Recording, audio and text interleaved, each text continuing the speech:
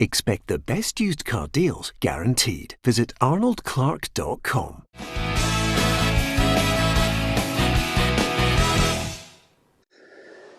Welcome to Peter and Roughie's Football Show, sponsored by Arnold Clark. I'm Peter Martin, Alan Rough, Charlie Adam, and Tam McManus here with us on this Friday to look ahead to those quarter-final Scottish Cup ties. You can give us your view. Who do you think is going to win?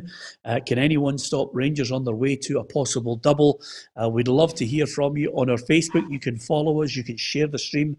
And on our YouTube, you can also hit the red subscribe button and join the football family, as well as watch us on our Twitter at PLZ Soccer. So, Charlie and Tam and Roughie are all in that kind of summery mood, as you can see by their attire.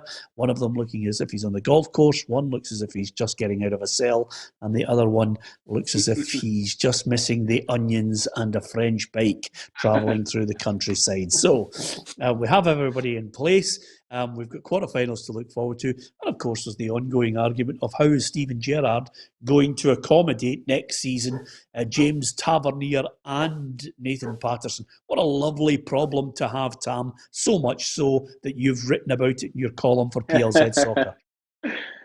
Yeah, I have. I think it'll be interesting to see how it works out, because I think Tavernier's obviously the kind of first name on the team sheet. He has been at Rangers for the last 18 months, the captain, but as Charlie said, Nathan Patterson's been absolutely outstanding, and he could go to the Euros, and possibly play. He's pushing O'Donnell now for me, and so it'll be interesting to see what they do next season. Tavernier's 29. It might be a case of Rangers, if they get 8 to 10 million from him, would they cash in and take the money, because they're not going to, once he gets to 30, 31, 32, you'll not be able to sell him. So it'll be interesting to see what happens. But it's a great.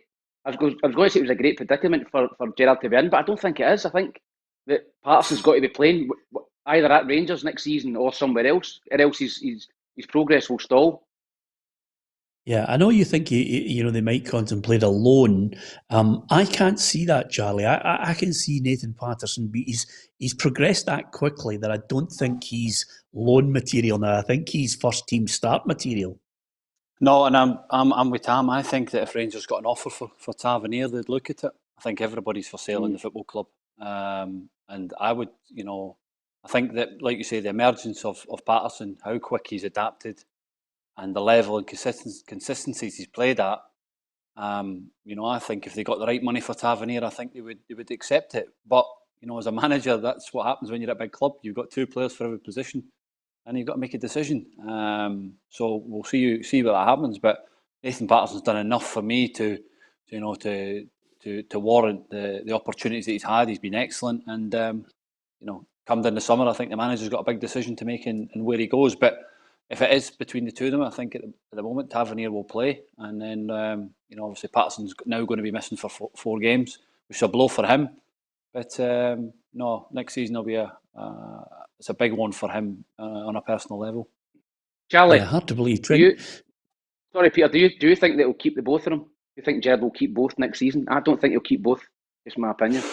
No, I think if they don't get the bid for Tavernier, I think Patterson will be allowed to go to England to go and get a loan, possibly, and see. I don't think there's any benefit of him staying in Scotland. I think if he goes and he can, it wouldn't surprise me if a Championship club coming up to the Premier League would take him, or you don't know. One of these Premier League clubs might just come and try and take him. He's 19 years of age, and what he's shown in that, short period of time, it could be worth, somebody, one of the English clubs coming and taking him. So I think we have to watch that one, and we'll see where it goes. But if it come down to it, I think they prefer to sell Tavernier. Well, let's not forget he's 29-year-old. He's the captain of Rangers. He's had a fantastic season. Just picked up an injury towards the end of it. And even the captain is quick to point out that Patterson, if he's going to get a place, he's even willing to play as striker for Rangers. Nathan has been a credit to himself. He's been working extremely hard, and I've been really proud to see the progress that he's been developing this season. He's set himself a great standard now, and he's just got to keep his head down and keep training really hard. But going forward, that's obviously the gaffer's decision. If anything, if you want to include us both, but I'll be definitely available to play up front. Yeah, tongue in cheek, Roughie, but I'm not sure I agree with Charlie. I don't think Nathan Patterson is now loan material down south or anywhere else. I think he is now at a point where the manager's saying to himself, he's such a good youngster, he's going to play. Yeah, I can't believe you're letting them two away with it. You slaughtered me for suggesting exactly what they two said a couple of days ago when I said sell Tavernier. I said sell Tavernier. Steven Gerrard has talked up this boy so much, I think he's got to play. If he's as good as what Steven Gerrard thinks he is, I think you've got to sell Tavernier. You've got to get money in and let the boy develop in the team. Yeah, I agree with you. You're saying he needs cover. And I mean, you can get cover, but it's too much money to be thrown out the window if the guys think Tavernier could go down south for 10 million. So I'd be taking the 10 million and playing the boy Patterson. If everybody thinks he's that good. Well, Charlie, you were going to say something there on this one, but the only thing I would say is, Roughie, you're absolutely right. You're right, I did slaughter you. But the reason I did was because, quite simply, Charlie, I think he's going to keep the two of them. I don't think he's going to sell Tav. No, I think at some point Rangers will have to balance the books, and the ones in the forward, Morelos, I still think if they get bids for certain players, they'll be, they will look to sell if they get the right money. If you're talking, your Kents and people like that, if they got the right money that they wanted, everybody's for sale at Rangers. Let's not kid on that they're, because they've won the league, that their players are not for sale. If a Premiership club comes in for the big players and it's the right money, Rangers will look to do a deal. It's simple as that, because you can't keep funding it the way they've been funding it. And the Champions League is, it's going to be there, but Rangers will look to, Ross Wilson will look to do some shrewd business and bring younger players in the other way and do what they've done before. So no, I think if it is between the two of them, then they both have got a fight on it. But if it comes down to it, I would sell Tavernier to get Patterson into the team. Okay, it's all about opinions, all about predictions on it, but I would tell you right now, in a scale of who's going out the door, number one is Morelos for sale. Number two, if they can hold on to him, is digging their heels in on Kent. And then after that, it might be down the scale of Tavernier or Patterson, as you say, on loan. But I can't see those two, one of them going out the door. But listen, we've all got our say on it. You can give us your say on Facebook and YouTube as well. Of course, eventually, Roughie, suddenly we've got to a decision. The SFA have dismissed the appeal and the 5 will serve their bans. Yeah, I think we all thought it was a joke at the start of it. Yeah, we are not privy to what the appeal revolved around. We don't know what Rangers had that we don't have. But you have to be going on with, when the 5 were found out initially, Rangers come down very heavy on them, punished them, told them they'd let the club down, wanted an apology. The only difference for that 5 was from the other 2, as the other 2 get shipped out the door. But these ones, are worthy of playing in the first team, as it's been proven in the last couple of months. So, unless Rangers had something that we're not privy of, it obviously didn't work because it never got reduced. So it seems to be the way of the world. You get a lawyer and you go in and you fight your case, and sometimes you get it and sometimes you don't. Well, we're not privy to what they put forward as an appeal, Roughie, but what we are privy to is what they were charged with, and at the end of it, they've been penalised for what they've been charged with, which is quite simply breaking COVID rules. It's irrelevant now what the case was to try and defend them. If one of them was Steven Gerrard talking about he's a young player who potentially can play for Scotland, then that's a nonsense. And that one's been quickly kicked into touch. But the Rangers manager, even with the appeal being kicked out, is still not happy with the bans. Obviously not too happy about it. I think I said last week, frustrated and disappointed that all the players are going to receive a ban. It's not just about Nathan. They're all as important as each other. So for me, obviously going to be frustrated and disappointed they're not available in the next 4 games. But it is what it is. We accept it. We put a statement out that I back very much in terms of the club, and we move forward. Yeah, so they'll set it out, Tam. Will it make that huge a difference to them? I mean, I'm looking at the players who are now banned. I think maybe Bangani Zungu might not be at Rangers next season anyway. Patterson, obviously. Bassey, Mabudi and Kinnear. It'll be interesting to see what the future holds for them. Yeah, it will be, Peter. I think that obviously the most disappointing one, I think, from a Rangers point of view is Patterson, and possibly from a Scotland point of view. But listen, they broke the rules, and they can't have one rule for that, one for the other. You know, in terms of, okay, he's a promising young player, so let him off it. So I think they're rightfully they've got to serve their bans, they've got to do the time. And I think Patterson's the only one there that I think will possibly has got a Rangers future. I think Zungu will be away.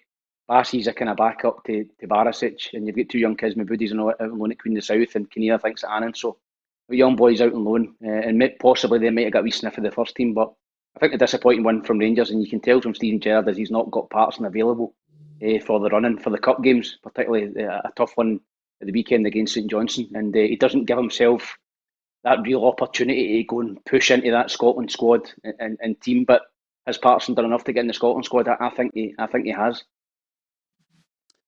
Has he done enough for you, Charlie? I'll be banging on the door to get him in. I think he's the best right back we've got in the country. Going forward defensively, technically, he's better than what we have. And I see that he's only had 7 or 8 appearances, but in that short term, I think he's done enough in quality and his mental state that he's calm in possession, playing an Old Firm game. I thought he was really composed. So I think you've got to give him an opportunity to get into that squad. So it's a blow for him personally the next 4 games, but it's a learning curve for him as well. And let's see how he reacts to it. Yeah, that ban in itself, Roughie, could work as a hindrance to his hopes of getting into the Euro squad. I know Tam and Charlie are very pro Nathan Patterson. I don't think, and Graham Alexander was talking about it, the Motherwell manager, this morning, I don't think Steve Clarke will pick him ahead of Stephen O'Donnell. Whether he gets in the squad or not is another matter. But I think the ban and the fact that he's loyal to other players will influence his decision, Roughie. Yeah, I think when Stevie Clarke goes down to pick his final number, whatever that will be, yeah, you would like to think he's going to pick players in form, and unfortunately for the boy Patterson, he's not going to be playing any games, so he's not going to get the write-ups. Some of the ones that are playing to fight into that final, what is 23 or 28 or whatever. I think he's a wonderful player, I really do. And I agree with the guys. I think he's going to be really, really one for the future, but I think it's just a bit early to throw him right in there, and that's him in an international team that he's never experienced before. He's into the Euros, and I know that lots of players can adapt to these kind of things, but it's another massive jump, if we just haven't played 7 or 8 first team games. I think Stephen O'Donnell has done all right. I don't think he's let anybody down in any of the games he's got. I think Stevie Clarke will be looking to add forwards, maybe another midfield player. I know there's plenty of midfield players, but I don't think a fullback will be a priority to break into his numbers. Yeah, I agree with you, Roughie. Anyway, Rangers against St Johnstone. It'll be a changed team with maybe extra impetus, Charlie. Rangers against St Johnstone. They may well have got a draw at the weekend, the Saints, but this will be a different kettle of fish for Steven Gerrard's men. Yeah, I think they'll go with the same team probably that played in the Old Firm game. Obviously made the changes, and you seen that the other night. I think there was a few a bit rusty in that, but he, like I said after the game, he got out at what he wanted. Players got minutes. He managed to rest a couple, and all steam ahead for this game on Sunday. An opportunity for Rangers to go and win a double if they can. Listen, there's a couple of difficult ties in front of them. This St John's game will be a tough game, but if they can get through this, and whatever they get in the draw, they'll be looking to get to Hampden at the end of the season and try and finish off what's been a great season for them with another trophy. Yeah, great season also for St Johnstone. Top 6 League Cup winners as well, and Stevie May has mentioned that 1-1 draw at the weekend was a good result, but he expects an even more difficult task this weekend. It's not easy to do. You've not seen it happen too often this season as Rangers been pinned in like that. So it gives us a bit of belief, but we also know it's a much different task when you go to Ibrox and they've got the pitch and they, as you say, bring a few boys back. So we know we're going to be better even again to have a chance of progressing. But we're going to give it a good shot and see how we go. Yeah, I've got Rangers to win 2-1, Tam. What about you? Yeah, listen, I think St Johnstone have proven this season that they're a very good cup side. Obviously, win the League Cup. I think it'll be a difficult game for Rangers, but as Charlie said, they managed to rest a few midweek against St Johnstone, and I think they'll have too much. I think it'll be a tight game, but I think I'd probably agree with you. I think Rangers will probably win 2-1 as well. Charlie? I think it'll be 3-0 Rangers. I think it'll be comfortable, and they roll on again for the next round. Yeah, I don't know if you've noticed, guys, but that's Charlie's favourite scoreline. He always follows the words 3-0 with comfortable. If I look back, if I look back through the predictions, 95%. You always follow it with 3-0 comfortable. Roughie, do you agree with comfortable, or have you got another score in mind? No, I think Rangers will win the game. I think the only chance that Johnson have got, if they were to score first and sit in and sort of hang on for maybe extra time and penalties, I think Rangers have got far too much firepower. But we saw in the last game there was a couple of penalty decisions. Sometimes you get them, sometimes you don't. As far as St Johnstone is concerned, they have to get them. There's no doubt they have to carry all the luck that's going about. And but I still think Rangers are going to win. I would go 2-0, comfortable. Okay. Okay. That's the catchphrase. 2-0 comfortable.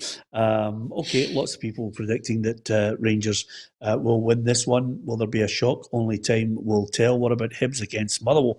Well, I'm not sure this is a foregone conclusion unless, Tam, you are about to tell me that Hibs are really hitting form at the right time and they're unstoppable. Peter, if the Hibs of the first half against Livingston turn up, they'll win the game comfortably. It was the best I've seen Hibs all season. Martin Boyle, he was unbelievable. He was unplayable. They started off with Longridge, I think, at left back. He went off injured. I say injured. He limped off after 25 minutes because Boyle was giving him a roasting. And then they switched Devlin over because he was giving Ambrose a roasting. And Ambrose get hooked at half time as well. And Devlin moved back over. So Boyle was fantastic. And the front three Hibs at the minute are just clicking. They're just playing with so much belief, so much confidence. The first goal was very, very well worked. Great ball from McGinn into Boyle, then cut back. Nisbet taps it in. And Hibs could easily have been 4 or 5 up the first half. Second half, Hibs were terrible. It was like a complete contrast. Livingston must have got a roasting for Martindale. They came out and maybe a wee bit unlucky not to get a point, an undeserved point, I'd have thought. But I think that Hibs will have too much for Motherwell. I think Motherwell are obviously a good side with good players, but I just think Hibs are playing with a lot of confidence at the minute, and that front three, you'd fancy them all to score a goal at the minute, and I just think they'll edge it 2-1. I'd love to have been a fly in the wall when you had your Hibs TV head on and the commentator turns round to you and says, "What about Martin Boyle there? Do you feel as if there was a touch, Tam McManus, or did he dive?" That was a penalty. It was a penalty. Oh, I've seen the boys on Sports Scene. Ambrose, it's a penalty. He dangles his leg in, and it's a penalty kick for me. I thought Livingston man was a stonewaller as well. By the way, the McGuinness takes a bad touch, but I was a stonewaller. I thought the two of them were penalties. Yeah, don't try and balance it. Charlie, did you see it? Did you see it, Charlie? I just seen Tam's commentary on Twitter about how good Hibs were first half. He was raving about them. So I think Hibs will win this, and I think it'll be Hibs Rangers final. Oh, well, that's interesting because Jack Ross, the Hibs boss, says he wants to try and make sure that Hibs are a team that you associate with winning trophies. We've had this ambition to achieve more success for the club, and we've put ourselves in a position to do it. It might not happen, but equally we've got a group, I think, that is determined to try and make it happen. So it's been a good season for us in that respect, and hopefully what it's doing is laying the foundations for a period of sustained success like this. I think the challenge is to try and first of all bring that increased success this season and then make that the norm for the club as well. Yeah, apologies. That's not our cameraman that filmed that. Jack obviously was moving about like the golden shot there, and they decided just to catch him in the corner. But nevertheless, he wants to try and get that mentality at Easter Road. Hibs have failed to score in 4 of the last 6 games against Motherwell, Roughie. So this is an intriguing one. It's not as clear-cut. I think this is going to be tight. It depends if Motherwell turn up. I think Motherwell have been so inconsistent this year. We saw them when they're good, and when they're bad, they're bad. I agree with Tam. I think Hibs have got too many match winners up front, and if the 2 centre-halves perform the way they can, I think Hibs should win this one, as long as they don't do anything crazy. I'm going to go Hibs to win. I'll go 2-1 as well. Yeah, I was going to go 2-1, but I'll go Hibs to win 1-0. Charlie, what about yourself?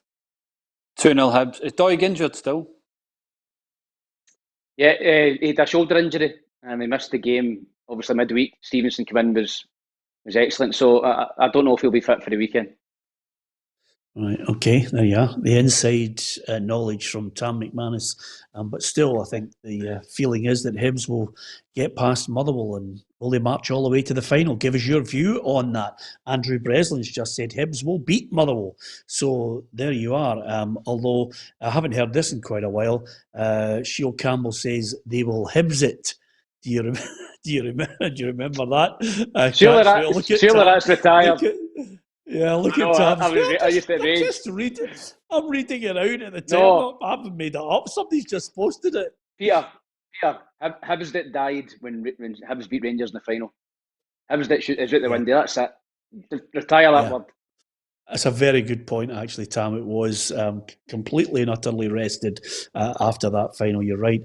Roughie, there was a time, and I'm sorry for Charlie and Tam who think you and I are just 2 old fuddy-duddies, but there was a time when I used to absolutely look forward to Aberdeen against Dundee United because of the quality that was on show.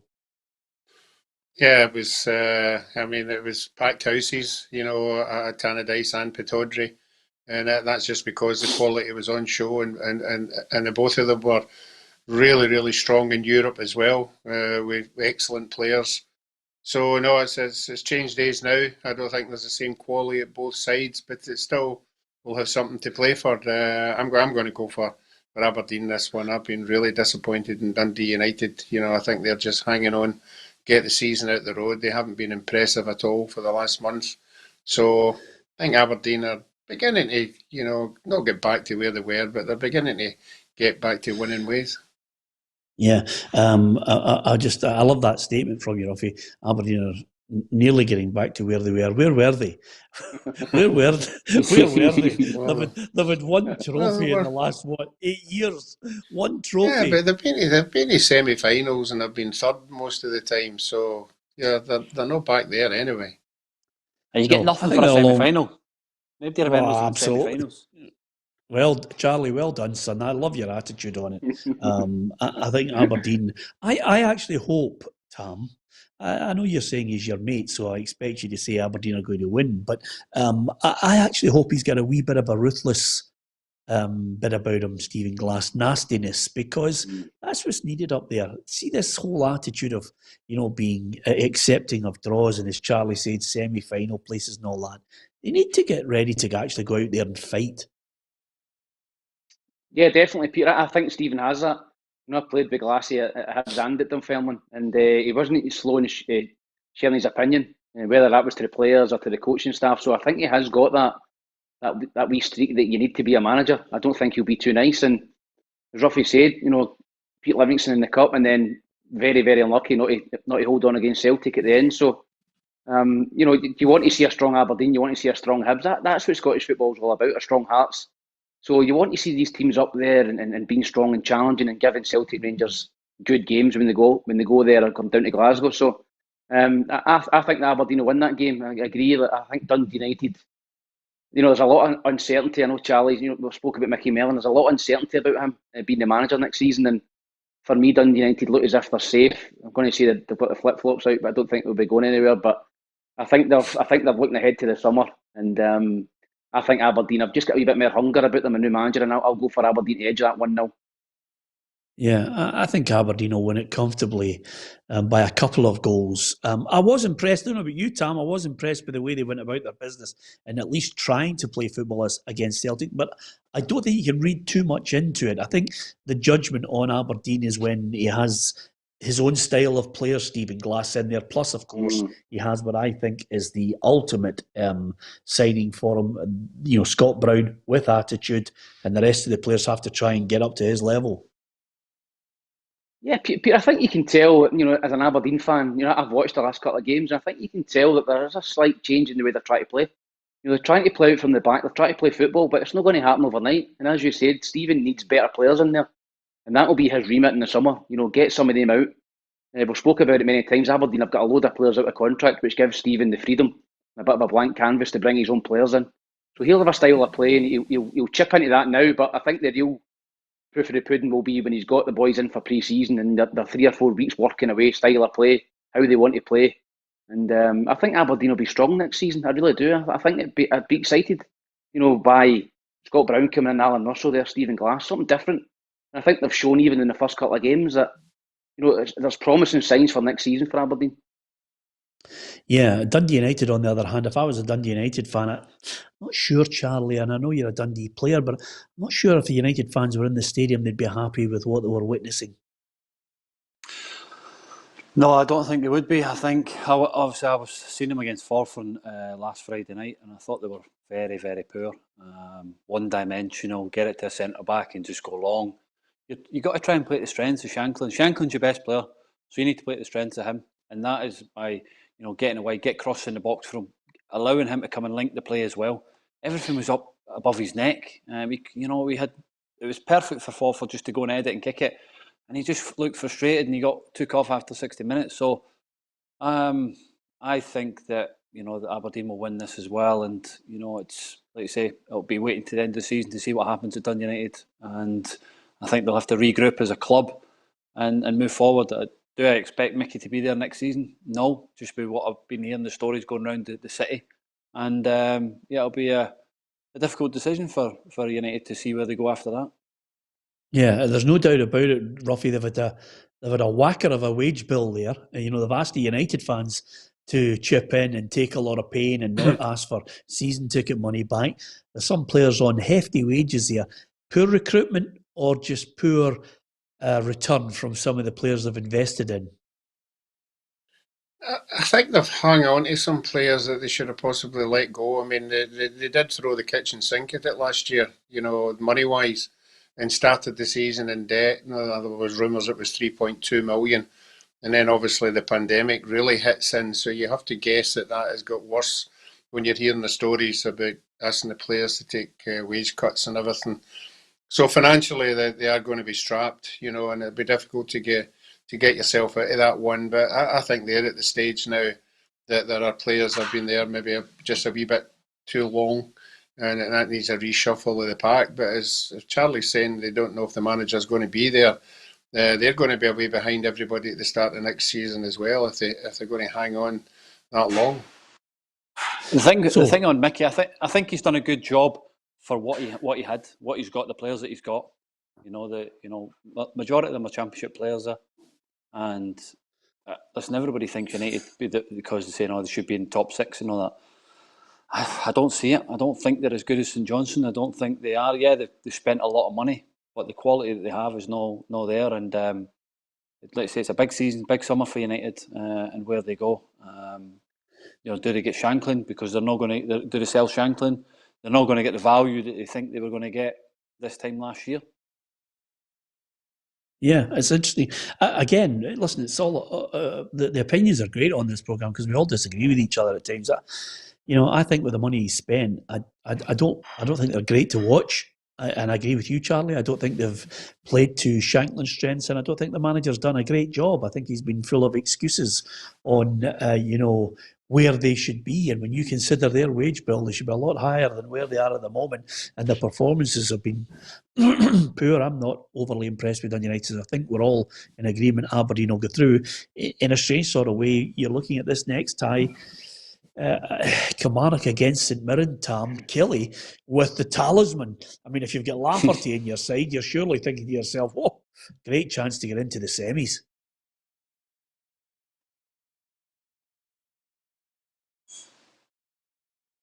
He's gone. Has he got a semi?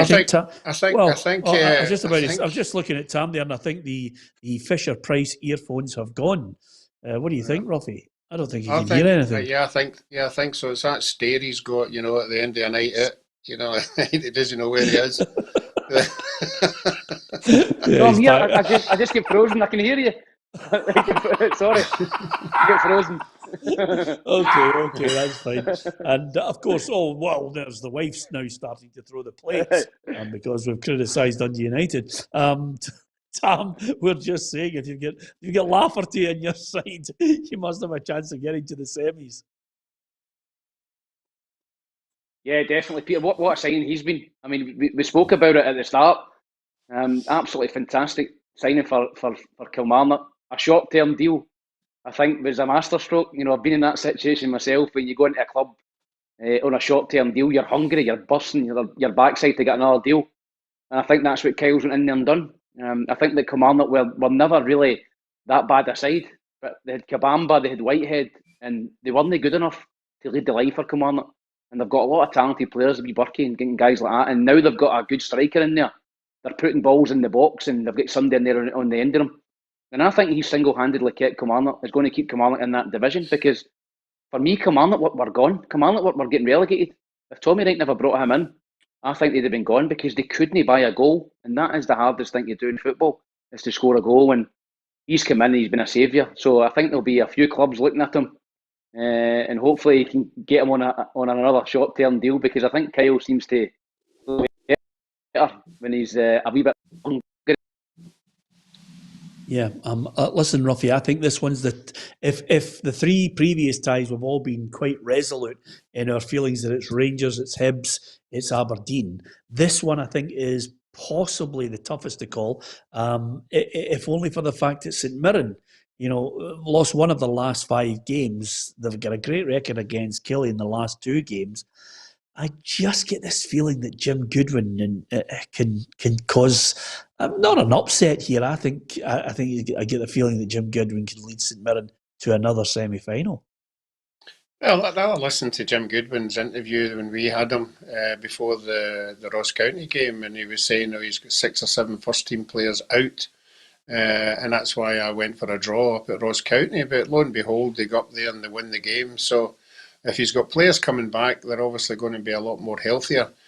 I can't sway this one at all. I think this one might go to penalties as well. I think Laff is a big player, obviously, for Kilmarnock. But I think St Mirren have got a good midfield in there, a good youth in there. They've got goal scorers in midfield.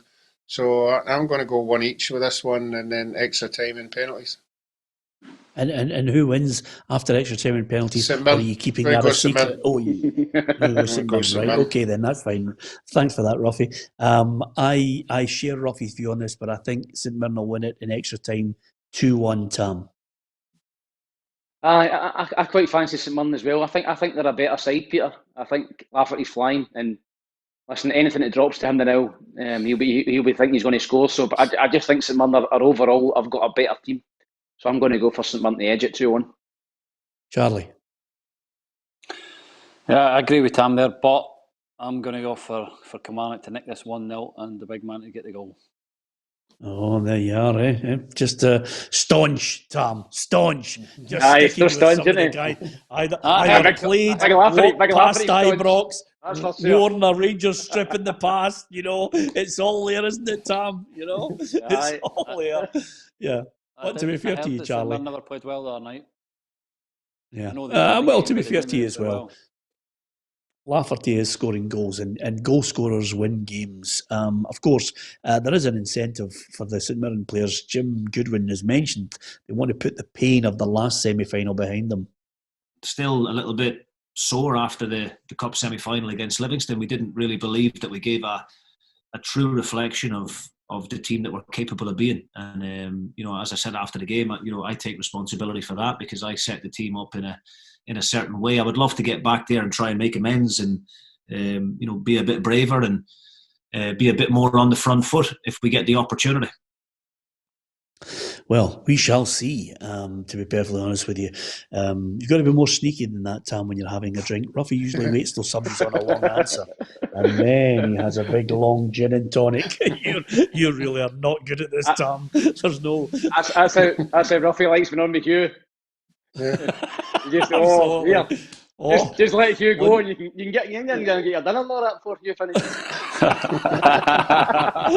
It's a very good point, Tam. Once he gets into that kind of a BBC answer where 3,000 words or 30 would be better.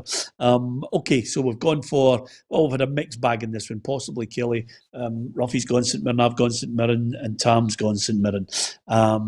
Now, I'll tell you, that's another quick question. A couple of little things before we look at it. But Andrew Davidson has pointed out something that I think quite a number of people have noticed here. Peter, can you ask Ruffy, does the sun only shine in Cumbernauld? That's some tan you've got. Yeah, Ruffy, is this golf this morning again? It was tennis this morning. It was an extended tennis game. It was 2 hours. It went to 5 sets. So I was out in the sun for quite a long time this morning.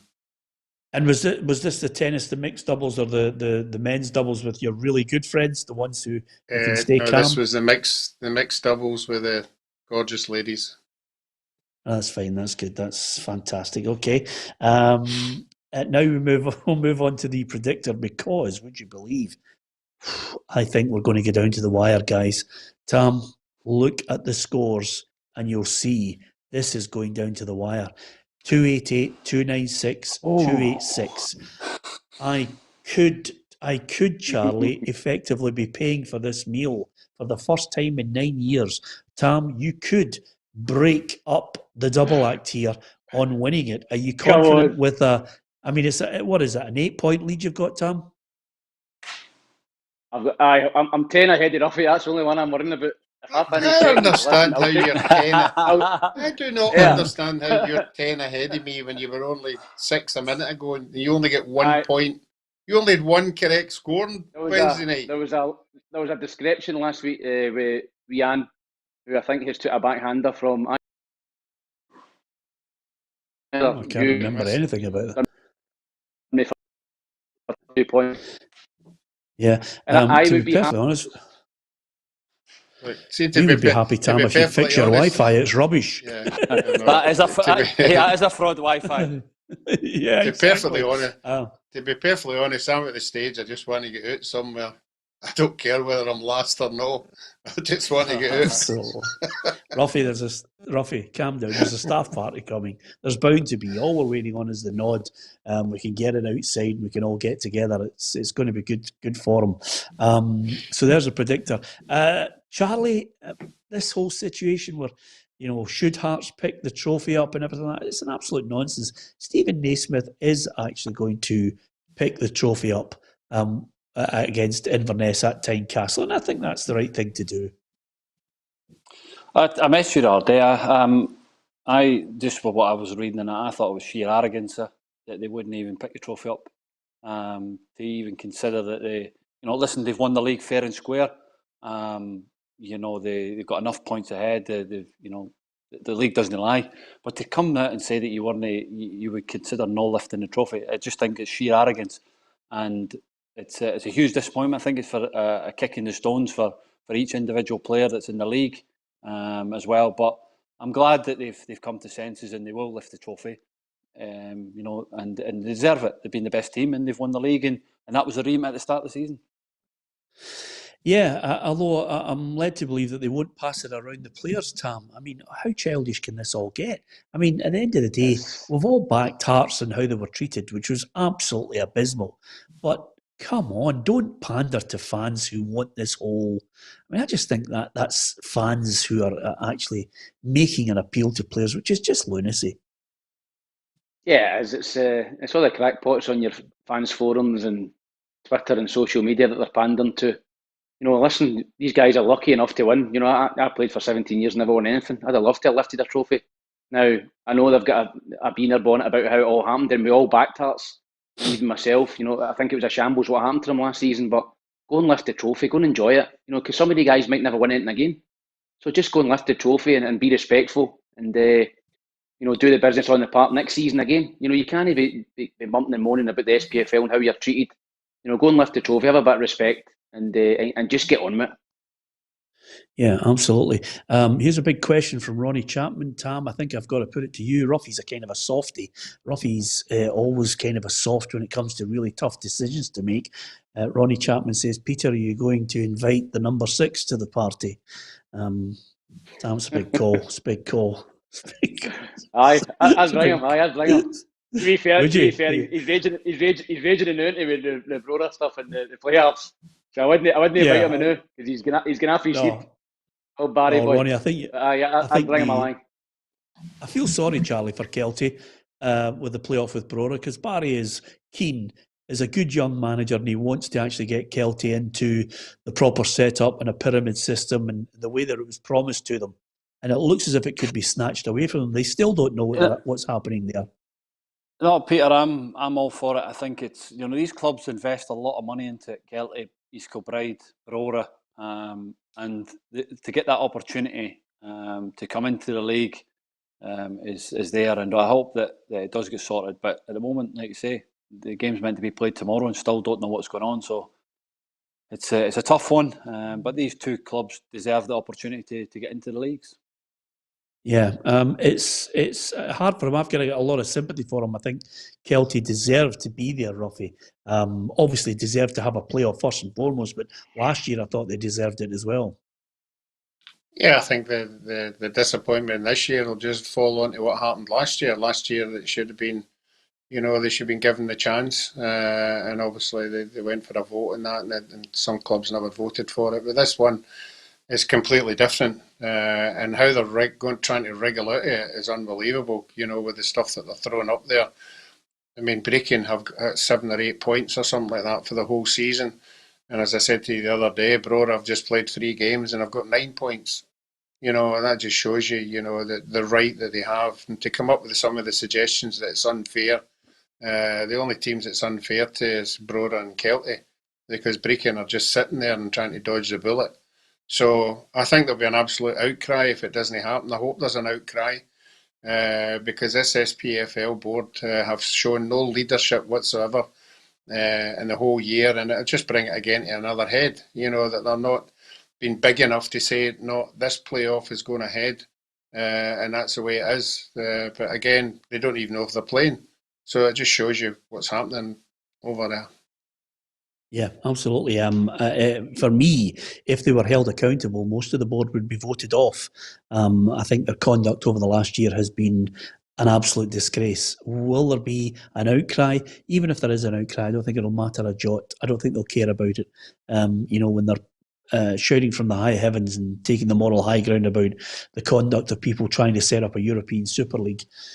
Some of the people on our board, need to go and look for another job. It's been an absolute shambles from start to finish for the full year. And that would put the tin lid on it tomorrow if Brora and Kelty were denied the chance in a pyramid scheme to get through. And Brecon, that's indicative of the way it's gone with self-interest from clubs. It just defies belief. But anyway, don't be surprised by it, because there is no sporting integrity in football. Believe me, you only have to look at the evidence in our country over the last year. In answer to Ronnie Chapman, I think Barry's got quite a lot on his mind. So, Roughie, I think it's better we don't invite him. No, if he's in a bad mood. No one in a bad mood. He No, can be a exactly. very knows guy you don't want him in a bad sometimes, mood. but, he's great. Yeah. Then he gets a few bevies in him, then we're all at risk. So Oh yeah, because then definitely full want him in a scale. good mood. If he's in a good mood, absolutely. he's very welcome. Very welcome. Yeah. Oh, well, we can go to a party with you. Absolutely. Anyway, apart from anything else, Hearts, Inverness, Dundee, Wraith Rovers. Charlie, this is it. It's down to the wire now. You've got to win your last 2 games. Yeah, it's big game.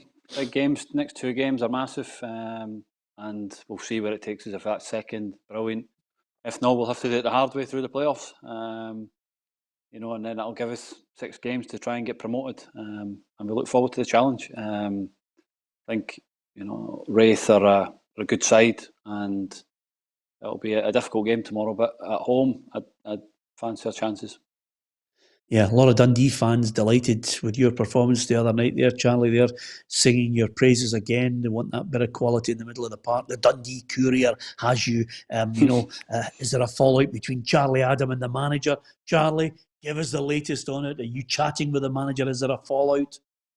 No, it's never been a fallout. When you don't play, I'm not just going to sit and accept no playing. I want to play, and listen, it's took me time to get back in, and hopefully that 45 minutes gives the manager a thought for tomorrow, and we'll see where it goes. But the big games, you need big players, so we'll see what happens. Yeah, there you are. There's the line, there's the line, Tam. Oh, there you go. Big games. Big games, you need big players. We Cheryl's like that now. Get that out. There you are, that's the line. Big games, big players, Roughie. That's what I like. A bit of confidence and a bit of arrogance about it. But fortunately for Charlie, he can back it up as well. Roughie. And he'll be sat on the bench tomorrow. He'll be doors.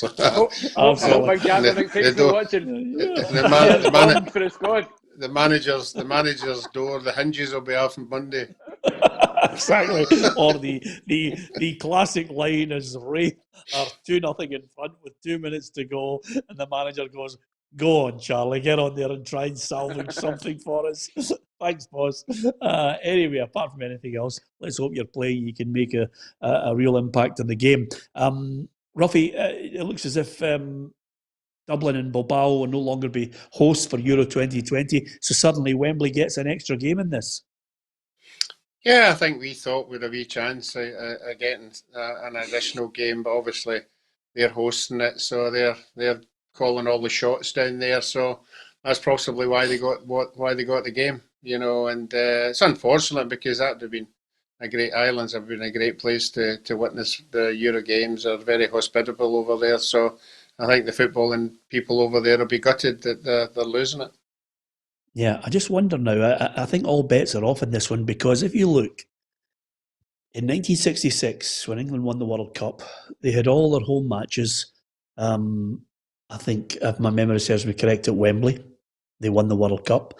In Euro 96, they got to the semi-finals and were knocked out, obviously, in the penalties.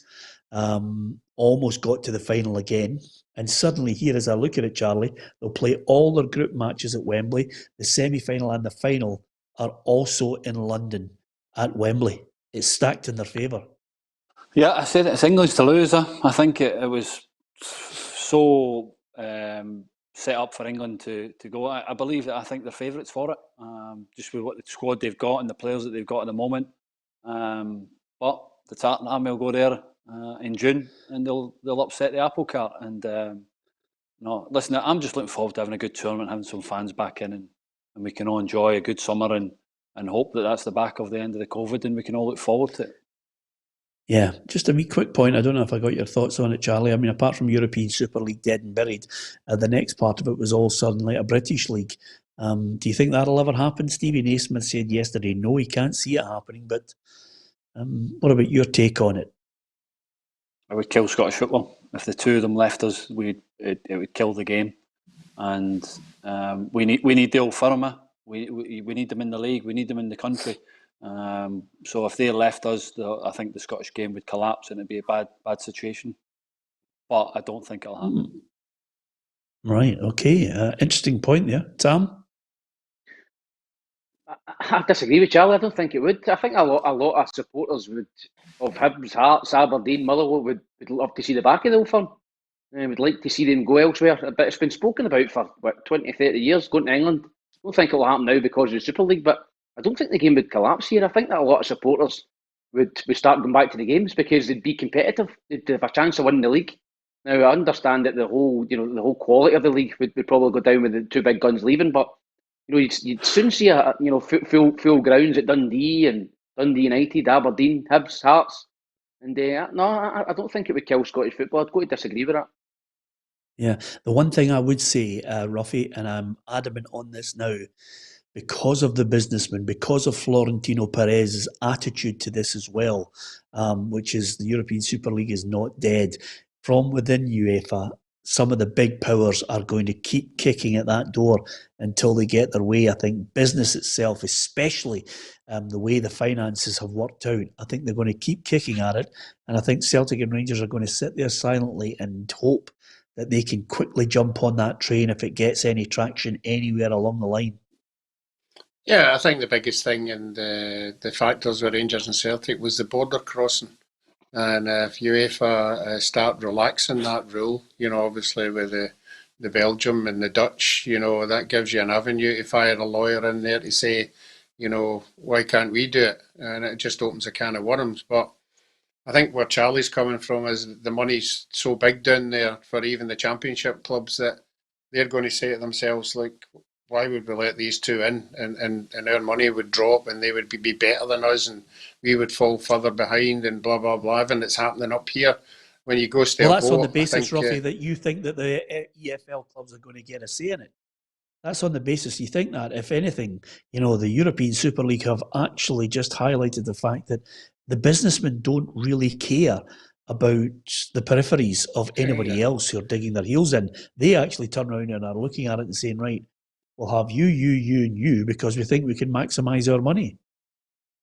I get that. I get that what Rangers and Celtic would bring to the table, but I think the teams that have been down there and been working their socks off to get into that Premiership and get the whatever millions are on show once you get there would have serious doubts of letting Rangers and Celtic in. I don't know how it would work for them to go in, but I think the first thing that would be that some of them would say, hey, you're not going into the Premiership. We've taken years and years to get in there. You're not just going to walk in there and take all the money. So that's the problem. That's where I see the problem is that it wouldn't be a welcoming, oh, here's Rangers and Celtic coming, let's all get on board. I think there would be a lot of dissenting people down there, particularly chairmen. Yeah, interesting times. We'll wait to see how it all develops. But, for anybody that thinks it's the end, I don't think it is. I think it's just the start of a real push and a change in European football. And where Celtic and Rangers play a part in that, I do not know, but I think it's coming. And there will be more clandestine moves afoot over the next few years, if not in the short term as well. Listen, I don't know about you, Charlie, but I get the feeling that West Brom's last chance of staying in the division was last night. I think they're goosed. Yeah, I think they're gone now. I thought Leicester were excellent, weren't they?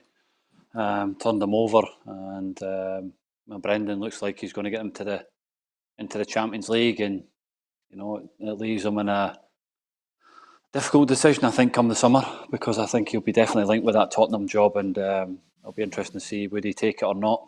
It's going to be difficult for him on what decision he does, but I think he's done a great job there. And as well as the quarterfinals, Tam, there's one game that I'll also be keeping a close eye on. I mean, I'm going to try and pull off the kind of a stunt that you pull off, Tam, which is basically maybe a computer watching one game, a television watching another, and maybe a second telly that I can borrow from the next door neighbour just to see West Ham against Chelsea, because that is the only show in town. Massive game, massive game. You look at the fixtures. If West Ham win that game, I think they're all but guaranteed top four. You look at the fixtures they've got. West Ham have got a very easy run in. They play against teams that will be either relegated or safe. Chelsea have got a difficult run in. I think they've still got to play West Ham. They've still got to play Leicester, and they've still got to play Man City. So Chelsea are the one for me. I think Chelsea need to win that. And Liverpool have got a pretty easy run in. I think that's your team. I think Leicester will finish third. But you've got the three teams: West Ham, Chelsea, and Liverpool going for that fourth spot. And West Ham win that game against Chelsea. I think they're huge favourites to get in the top four. And you know what? I would love to see it. I'd love to see a team like West Ham, a Scottish manager, hardly spent a penny, get in the top four. I think that'd be brilliant.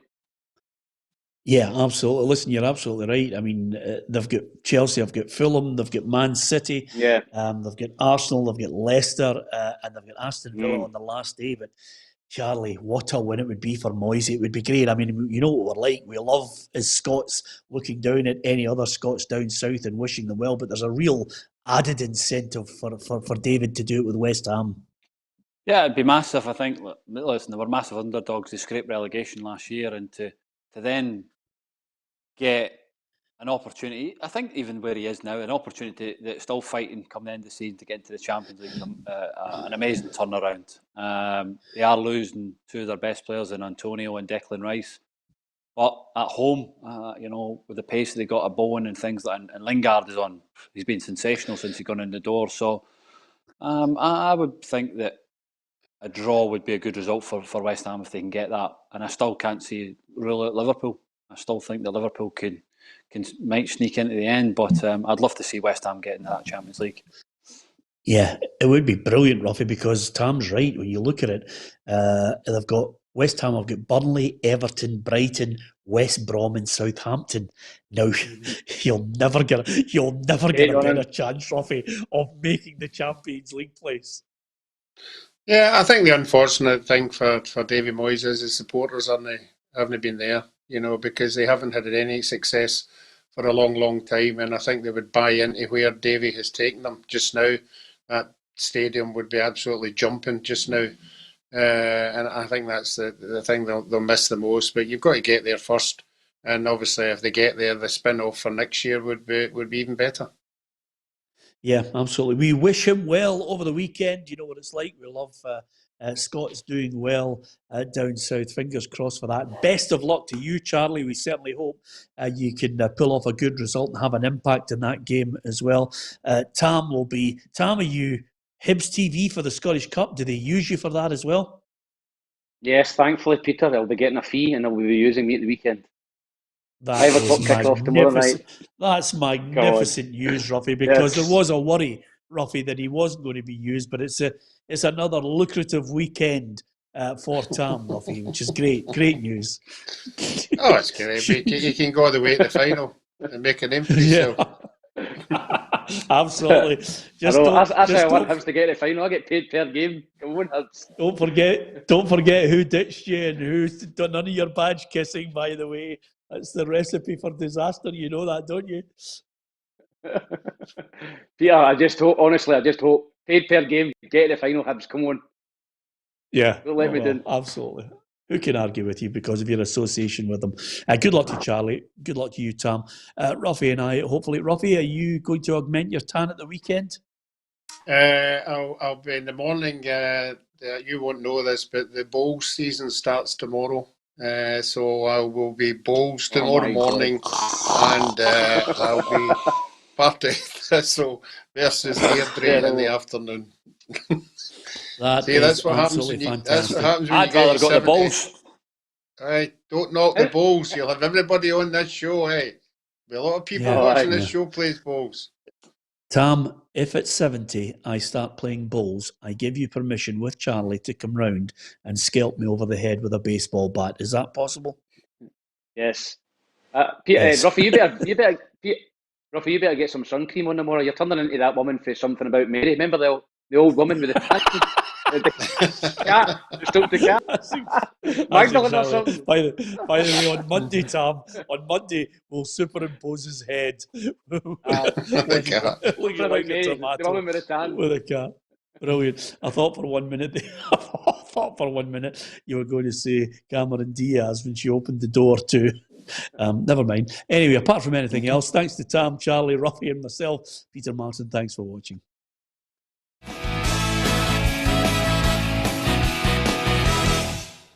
Expect the best used car deals guaranteed. Visit Arnold